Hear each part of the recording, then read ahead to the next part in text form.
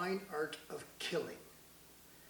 Everybody has the weapons, everybody has the technique, it's everywhere. But do you have the ability? Do you have the capability? That is the question. Hi, I'm Barry Drennan. This is Fairbairn Protocol H2H.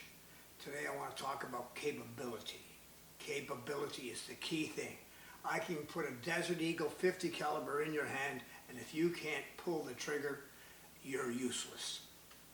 So, teaching is basically two things.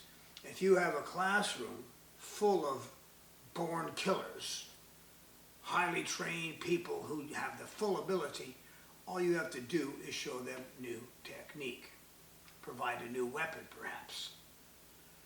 But when it comes to regular people, most people, and the actual act of injuring, maiming, killing another human, it's a very different game. So, technique does not equal ability, does not equal capability. You have to be able to do things with fast, unhesitated commitment. So, do you have it? This is a question we have to explore within ourselves. What makes the difference in these things when you research back through the psychology of the mind is your thoughts to do it. What it is your ability to do it within your subconscious. You have to be able to make yourself do it. You have to be able to be willing to do it subconsciously, otherwise you'll have complications in that action. You may be able to perform it, forcing your will, but what will happen is you will not do it well because you're not fully committed to the technique, to the action, to the requirement of that moment. You don't have time to think because hesitation is death, is loss, is injury in the world of combat. So your actions must be fluid and instinctive and always, always fast. Fast as you can. So, where do we get that power from, that ability? When you research into the subconscious of how we work as people, what we find out is that it all goes back to two primary things. One, motivation. We all understand that one to a large degree. The other one is culture and how culture is delivered to you. So what happens in most Western democracies is that our culture is not provided to us in a true fashion. If we look at every Western country, even going farther past that to China and Russia, you will see that there are strict laws that give you the right to injure, even kill another human in the act of self-defense. Self-defense can be as easily described for a generalized purpose as any time you have to be faster, better than the person who's going to hurt you to be able to survive the situation. Even if you're a soldier and you encounter an enemy soldier, you still have to be better than him. You still have to win in order to proceed with your life, the mission. And with that, you have to have that capability to act. And that depends on your culture. Your culture drives your personal perception, and your personal perception within your view of that culture allows your motivation given a mission. The mission may be surviving today. It may be a mission where you actually have to kill a guard or something because you're a soldier. In Western societies, as I mentioned, we have those rights instilled in our law. Our culture is our law. That's how countries and civilizations are built, formed, and created into a future sense. So we should all be able to do it, right? Wrong.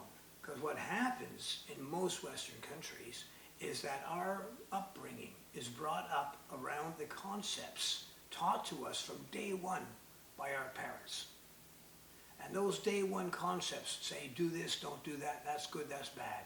And all of those work within the head to create the perception of yourself within it and your capabilities. If you come through society and you're constantly being told, don't hit, don't get angry, well then you're already on the wrong path. And this is most of us.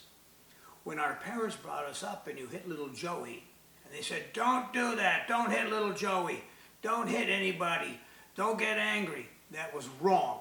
They taught you wrong. Now, a lot of parents did this. Not all, but a lot. And you may be the one where your parent did this. And what that means is that you have a conflict built in. You have a conflict built in against what your culture actually says, because your culture actually says, don't hit Johnny for this, but it's okay to hit him for that. In other words, it's not okay to punch a person in the mouth for no reason, but it's okay to punch him in the mouth if he's intending to hurt you. It's okay to kill a person if he's, for example, trying to beat you and rape you and possibly murder you, but it's not okay to do it because you want his wallet. So those are the actualities of our culture. So we have to come to grips with what happens in real life and what happens in our culture, and we have to move to accept that. We have to do that by reframing our subconscious. And that's very, very easy to do. A simple repercussion of repetition. So as you repeat methodology within your head and allow this to be good because of this, and you focus that through and you explore situations in your head where this could happen and that can happen, and there so it's okay, and you understand that and you understand the law, and you start putting these things together and you repeat them and you repeat them and you give yourself permission, and you change your perception, and you change your perception of yourself within that scope of how you perceived your culture to now how you act within the real culture that you're part of. Canada, the US, UK, France, Germany, Australia, it's all the same. So the act of this is actually the act of this. It allows you to act forcefully to whatever degree you need.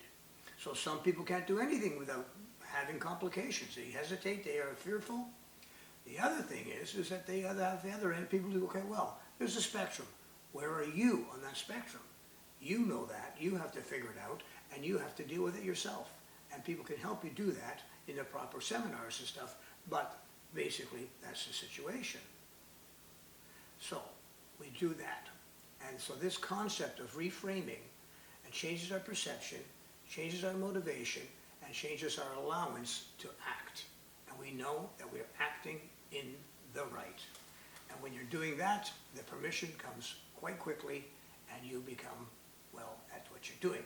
So if you want to be effective as opposed to a practitioner, then start getting your brain in the game.